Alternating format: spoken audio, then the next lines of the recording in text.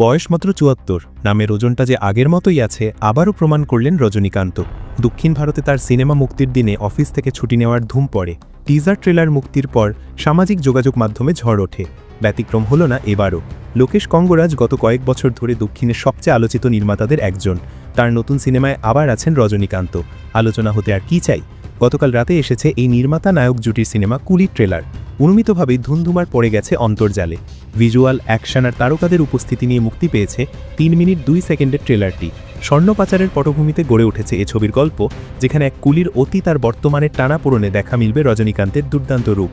Trailer শুরু হয় এক মনোলগ দিয়ে। কারো জন্ম হলে তার মৃত্যুও তখনই লেখা হয়ে যায় হাতের রেখায়। এখান থেকে তৈরি হয় থ্রিল আর রহস্যের আবহ। এরপর একে একে হাজির হন চরিত্ররা। ছবিতে অল্প সময়ের জন্য দেখা মেলে আমির খানের।